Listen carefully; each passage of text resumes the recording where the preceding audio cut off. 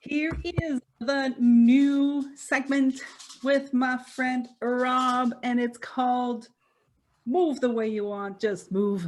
Whoop whoop. And so, hi, Rob. Hey, How you doing? I'm good. Yeah. Happy to be here. Made it to season 2. I'm on season 2 with a segment. It's going to be fun. We're having a lot of fun in season. Well, it better be. If it's not fun, oops, wait, my internet just went down. Oh, click No out. way. No, if it ain't fun, that's what I'm saying. Can't hear you. Bye. Click. Lead me. It ain't like the old days where I got to make up a bunch of excuses to leave the party and got to go talk to everybody. Nope. Internet. Yeah, Oop, click. Hit the leave button. Like Exactly. I just hold myself there for a minute. It's like, and they'd be like, Rob, you froze. You're like, nope, I'm just not having fun. I'm out. And then you click out and be like, oh, I'm so sorry. Send me the recording. Yeah, that's how it works. So I hope we do have fun and I don't have to freeze. Okay. Yeah. Okay. I'm working on that. Gotta work on it really hard. So, and of course, I said that on the day it's raining in SoCal and my internet might mess up, but it's not. But go ahead. I promise I'm ready. I'm sorry. Go. here in Quebec, it's a beautiful sunny day. So I won't have that excuse here. It's just my computer is very old. That is too funny. All right. So, Rob, I just wanted us, like, you and I have been talking for like a while now, and you've helped me see things differently when it comes to movement. And there are areas in my life where I had completely just stopped looking. I just like assumed I was settling with the status quo and how it was. And but having chats with you and actually being really honest with what I thought, you helped me see things differently. And I thought, wow, this is a great conversation to have. And I want to see more. And I thought other people would want to see more. And so this is why I asked you to join. Well, thank you. Thank you. I appreciate being here for that. There's this thing about, moving and working out and all of this, like, even like as I'm saying working out, you see my face starts yes. These little things, and I know there are people that love working out. Like yesterday I was watching a show and this guy said, he's a fan of working out, and I was like, who the hell's a fan of working out? Yeah, there's a few of them out there. Yeah, it never came to mind that was a possibility. I'm not one of them, but there are a few out there. Yeah, I'm not one of them. Yeah, I thank you for hearing or seeing what I was trying to point you to, but I had to come to grips with it myself. I didn't like working out, and I was in the profession. So so here I am trying to figure out how to push myself through it, and required, so to speak, to be able to lead others. And that was where I had to change it about myself and not making about exercise.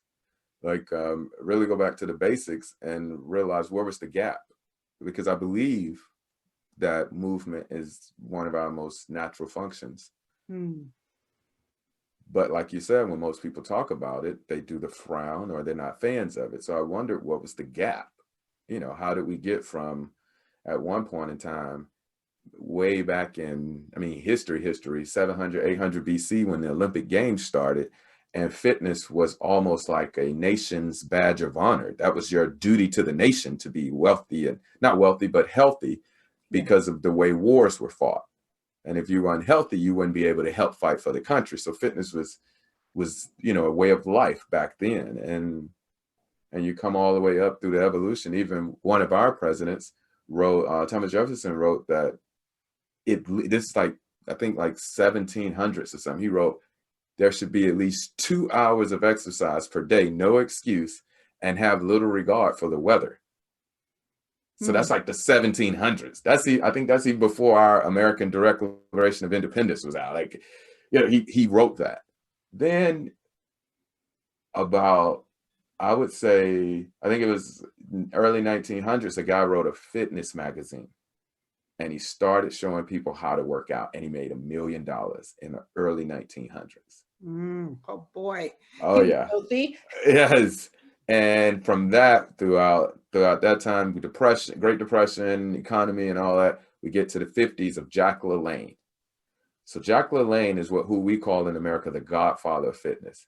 He had a TV show that aired all throughout the United States, and he would teach people how to work out aerobically and how to lift weights and use the exercise equipment.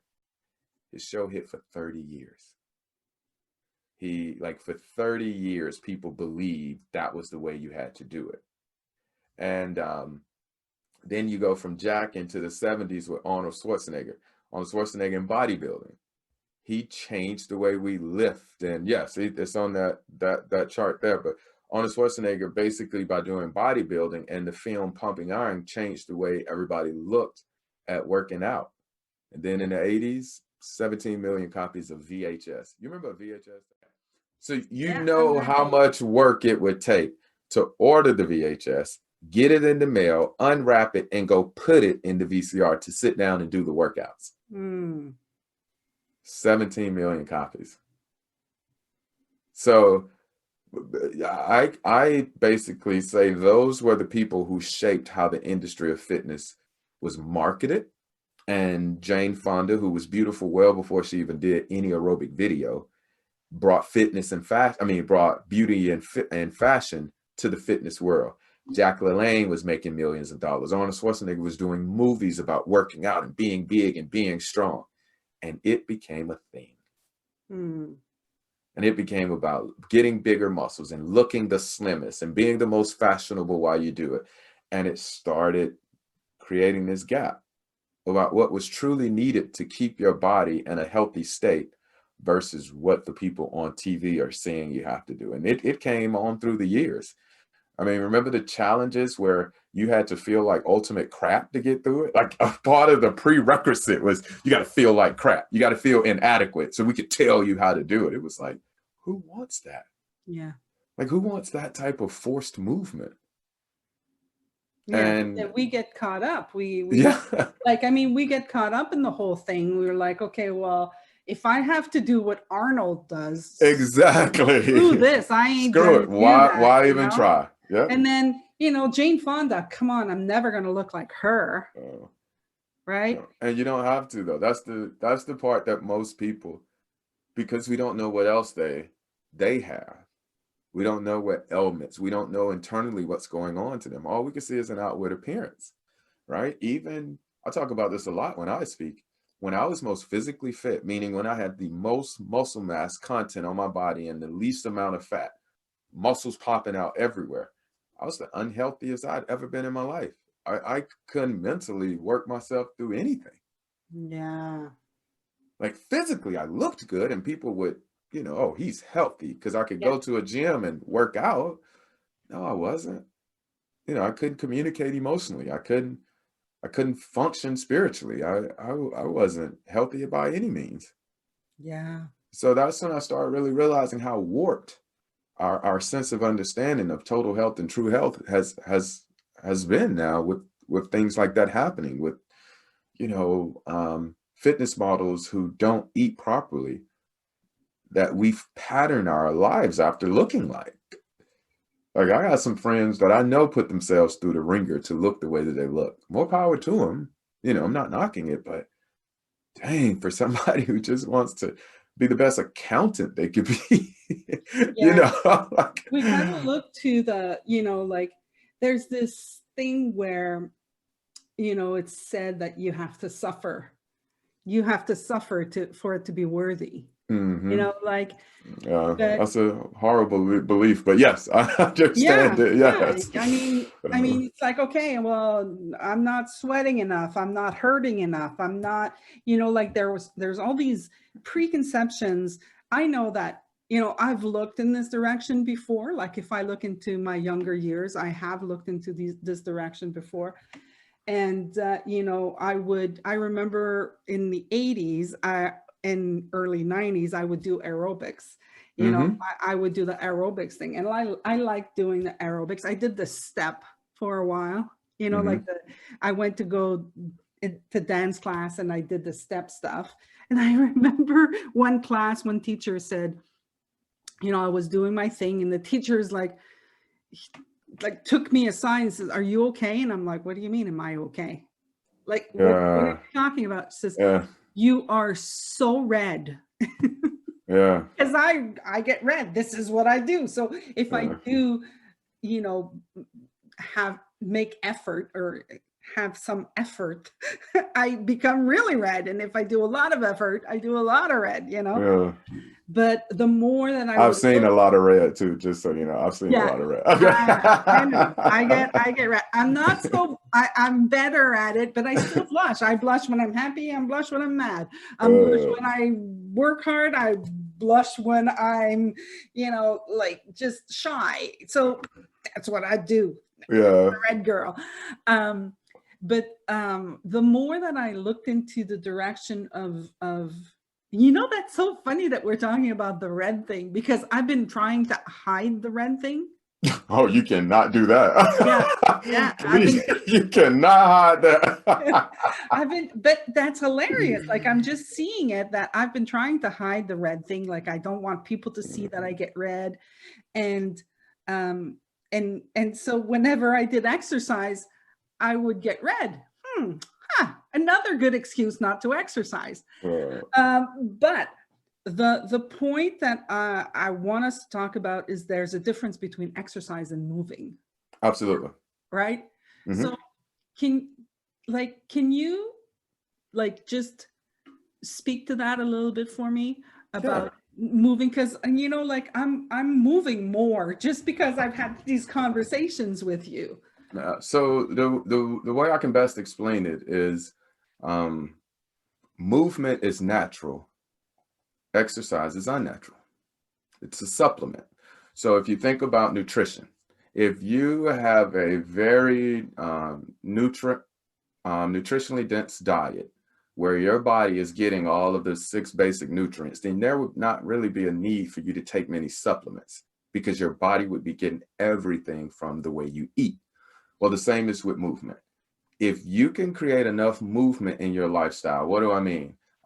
Getting out for walks, not parking so close to the convenience store, taking a flight of stairs, standing up from your computer desk every now and then, getting down, getting up off the floor, just creating different times to move, then you will necessarily not have to go do exercise, which is artificial movement. So basically what you're trying to do is back in the lack of movement by going to the gym.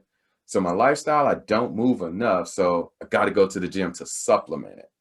But if you can get out on a hike, if you can ride your bike with your wife, your spouse, if you could roll around on the floor for an hour with the kids, you are by definition moving, burning calories, going through strength or resistance type movements, holding the kids up in the air, squatting, playing, getting up, getting down.